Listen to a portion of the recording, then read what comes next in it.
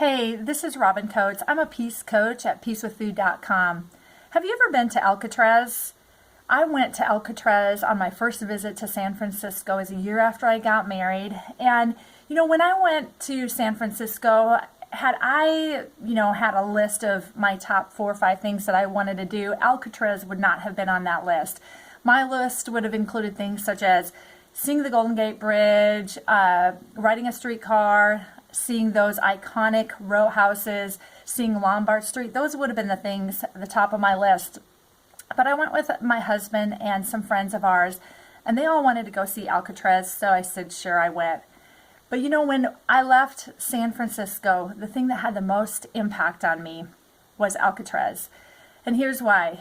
For those of you who have been there, you're going to know exactly what I'm talking about. But if you've never been to Alcatraz, you go to this island about a mile or a mile and a half away from San Francisco, just across the bay.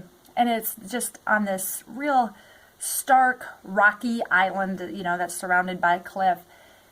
And as you go through this prison, this retired prison, you are guided by an audio tour.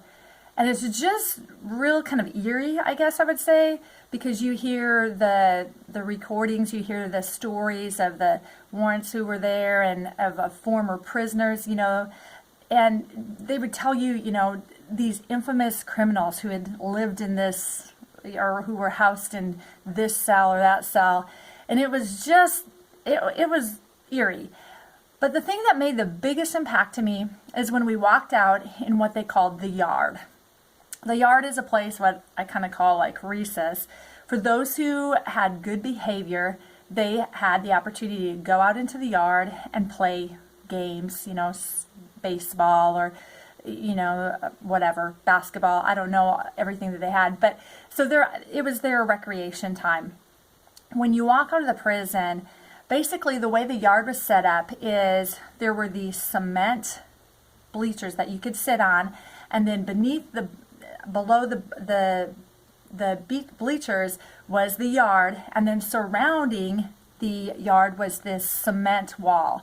And this cement wall was, when you were sitting on the bleachers, you could actually look over and see the bay in the background. You could see San Francisco in the background. And the story they told was that on certain days, depending on the direction of the wind, prisoners could actually hear the voice of women laughing and children playing and music. And they could see across this cement wall, they could see boats sailing in the bay.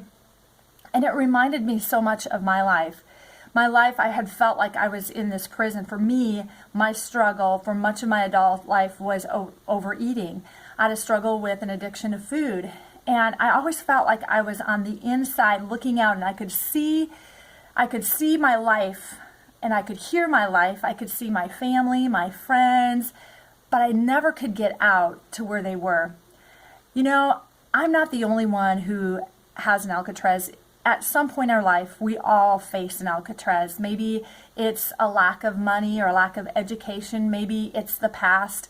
Maybe it's unforgiveness. But there's always one thing in our life, at least at one point, that's going to be an obstacle keeping us from getting to the next level. So my take-home message is this. Number 1, you can be free. And number 2, the take-home message is, once you are free, then your purpose, your assignment becomes to help others get out of their Alcatraz. So I want to leave you with those 2 thoughts. Remember, you can be free, and then once you're free, your purpose is to help set others free from their Alcatraz.